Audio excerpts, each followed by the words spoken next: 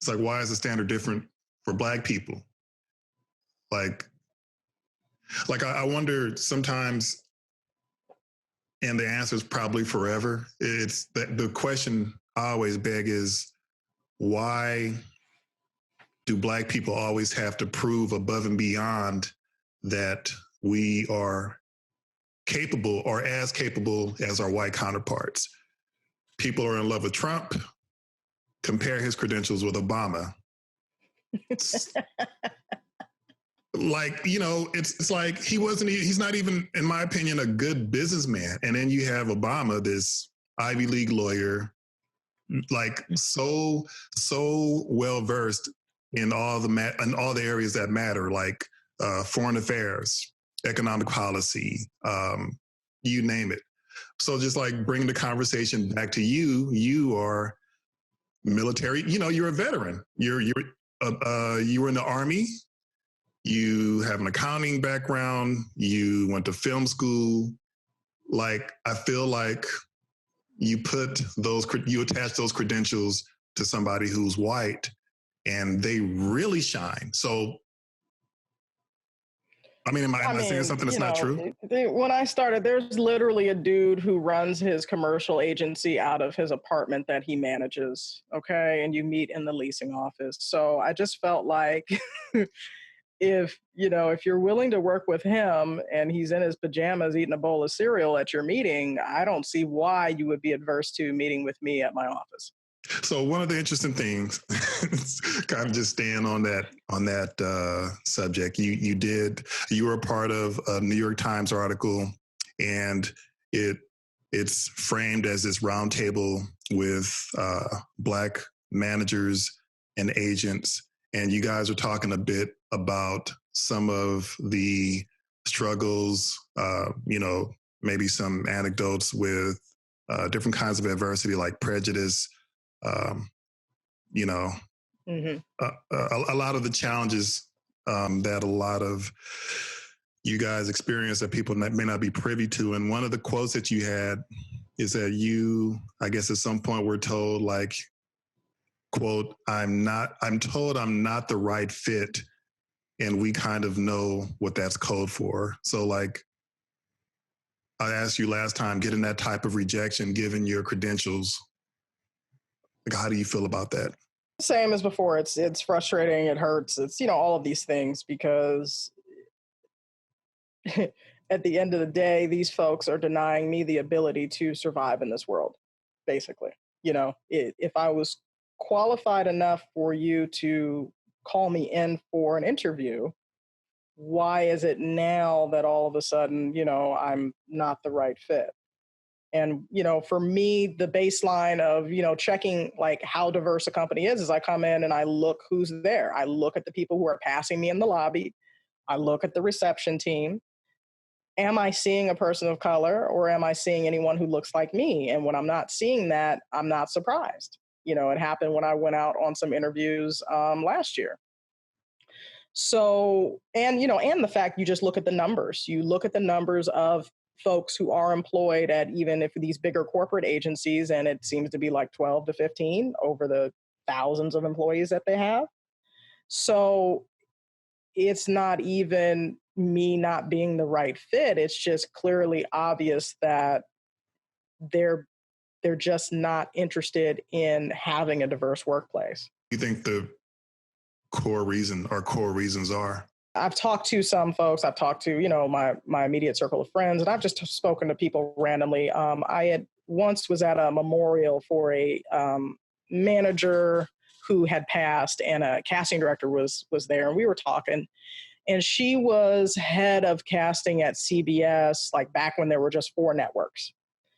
And we were talking about, I told her about my experiences and my level of tenacity and this, that, and the other. And I happened to be there with a client. So she was just co-signing on everything. Like, yeah, she's so great. She does this and blah, blah, blah, blah, blah. And so I had asked the woman for advice, and she had told me a story about how she had hired an assistant who swore that they didn't have ambitions to like try to take her job, or make her look bad, whatever it was. But as first chance that woman got, she tried to come for that the head of the department's job. And so she kind of learned like, yeah, you might want to have somebody who's not as astute because you do have this cutthroat nature in entertainment. Maybe that's it. I don't know. It's a scenario where I've interviewed with the owners of some of these agencies, and I've just interviewed with whoever the department head is at those agencies. Obviously, the resume is impressive enough to get me in the door, answering their questions, sharing my knowledge of some of the sites. But from what my best friend has kind of told me, it's just me, it's just my presence, it's just who I am.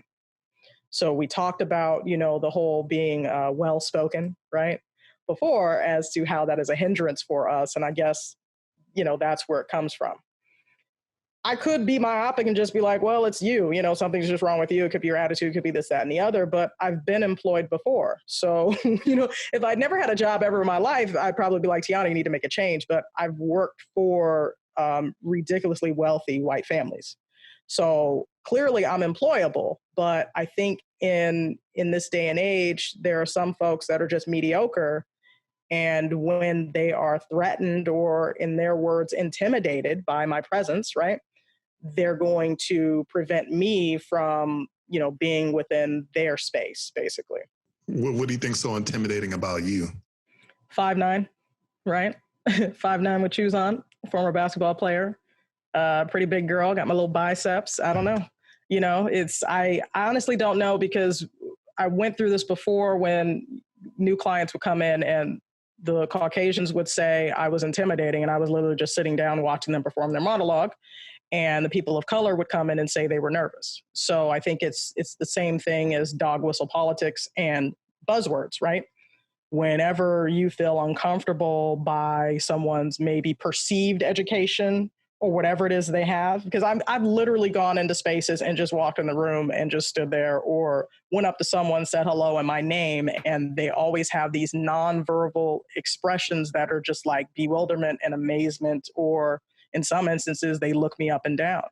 I remember taking one of the trade classes that I took for the set lighting, and I literally just kind of stood there and said my name, and one of the guys was like, "Oh, you're hot shit, right? You're hot shit." And I just kind of looked at him and was like, what? So it just doesn't matter, it doesn't matter what I do. Breathing apparently causes this problem. Maybe it's some interesting duality, if that's the right way to phrase it. And what I mean by that, excuse me, is whatever, I'm trying to get my words right. So if an employer is looking for somebody highly educated and qualified, if you present a Black person who is that, then some kind of way the conversation pivots to an alternate narrative. Like, oh, well, she's just not the right fit. Or if a Black person is a candidate for a job and they don't meet some standards, it then pivots to some other narrative to justify why they can't or won't have that person in that agency or in that company. Fair or not? I'm so over it at this point. It's like, how you get older, you get a certain point. And then at this point, I've been working for myself for so long that it makes it hard to even imagine going back into that environment. Because you have to understand, when I left that environment, I left after getting a settlement check for being harassed for having natural hair. So I've been on my own for a minute now. And so then when I go and reintroduce myself into these environments, or I'm setting an event with other Black agents who work in those environments, and they say, well, you have to code switch because it's more professional, one has to really ask themselves, do you want to be in that type of environment? But your assessment is accurate. These guys, they know their strength in their numbers. That's why they gang up on you when you're by yourself. I still get told, man, you're very articulate and well-spoken. Still. You are. For a Black guy, right? That's what... How dare you have an understanding of the English language? Yeah, and it's like, what did you expect? Like, I know in one respect, the world tells white people, and this is not a slant. I think it's just my observation and just my experience. The world overwhelmingly tells white people that they are the conquerors, they are the leaders, they are the cream of the crop, and some people of color are not at your level. And so when we mix with some of these people, then there's like a wait a minute, there's like a uh-oh moment. Like, what is this? Like, what I've been told all of these years is not manifesting itself in truth right now, because this man or woman is clearly bright. This man or woman is clearly sharp. Fuck. And I think from there, and this is just my guess, this is nothing I can really prove, it just leads to, okay, well, this person's not the right fit. Or they're good, they have impressive credentials. I've gotten that. You have impressive credentials, but we're going to continue with other candidates. And to that, I say, well, that's horseshit, because I've demonstrated in some of the biggest companies in the world that I can function at a high level. So what are you talking about? That's one of my spills. You, Lady T, you mentored a couple of white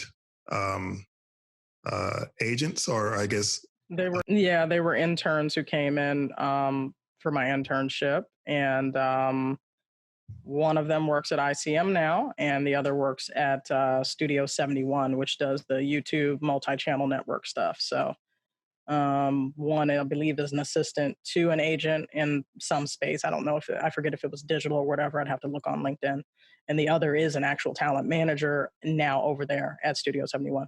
So that's why I said, if there was any question as to whether or not I knew what I was doing, their success would be that proof.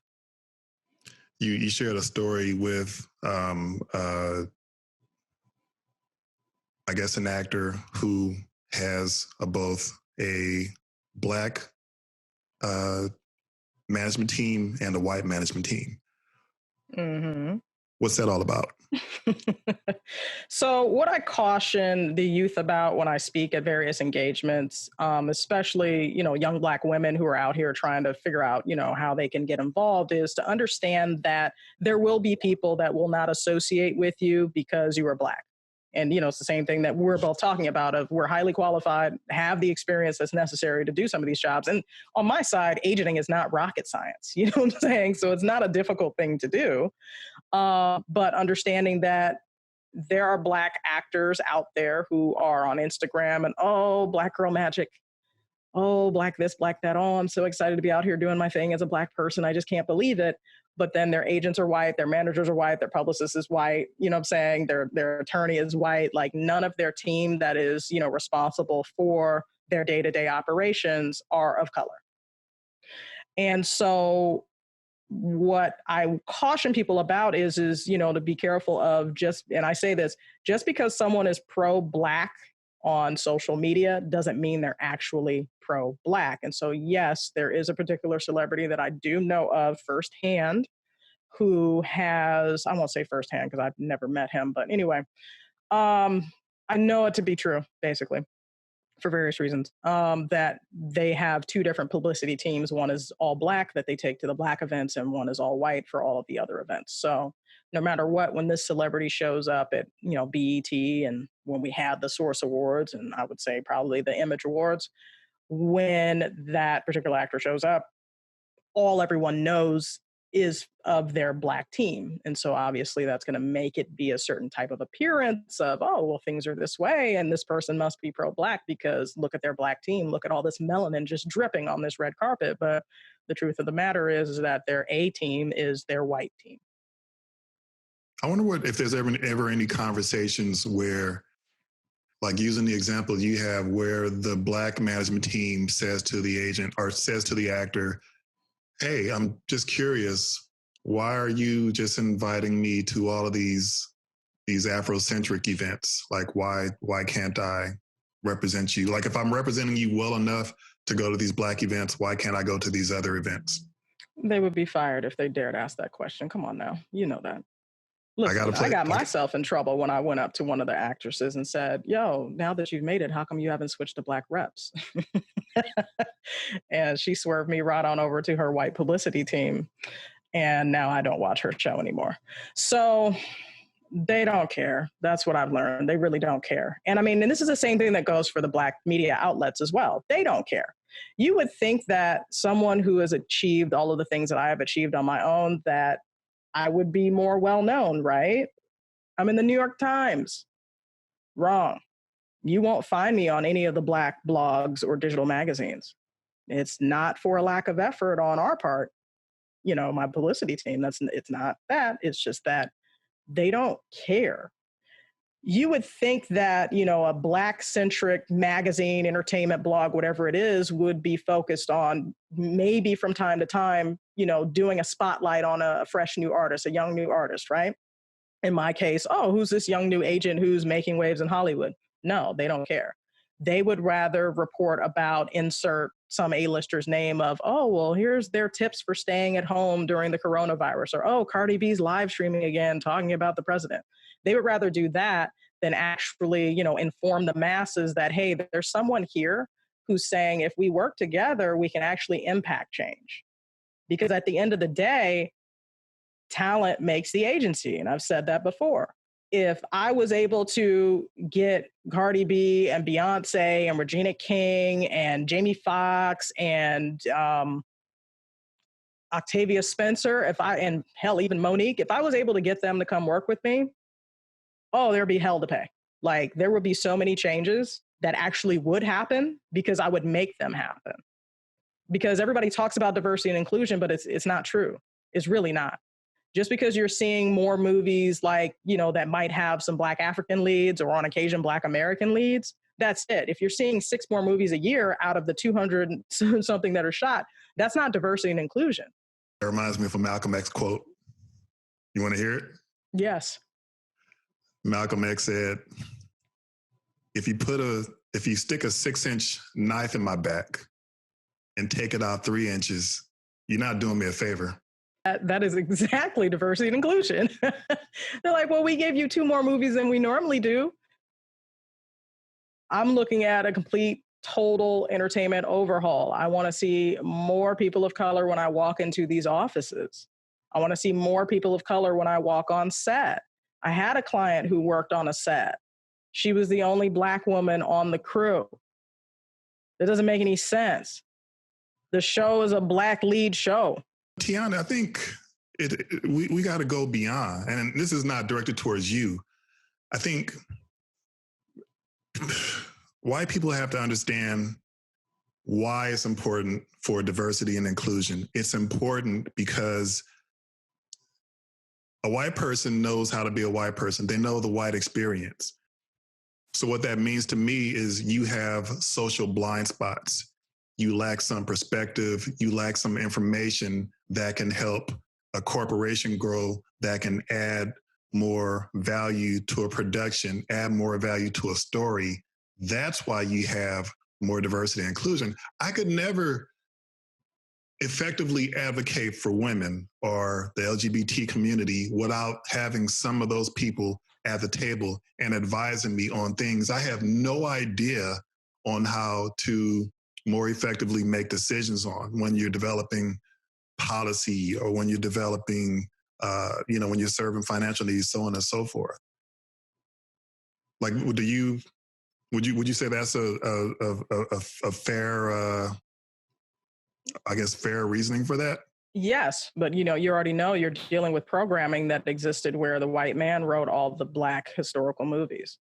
I still get pitches from folks right now.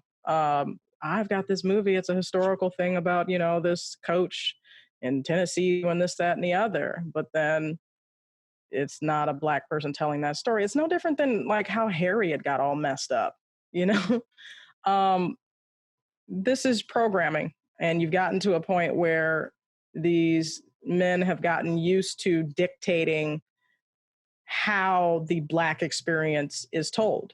It's the same conversation that we started to have when Cardi B burst on the scene of like, okay, do we want our children to be like this? You know what I'm saying? So then it started to create those problems and creating that disruption too and that divide. You have shows that, you know, depict gang violence, drug violence, or whatever that typically tend to be, you know, Black helm shows. And then you have folks who think that that is how all Black people are.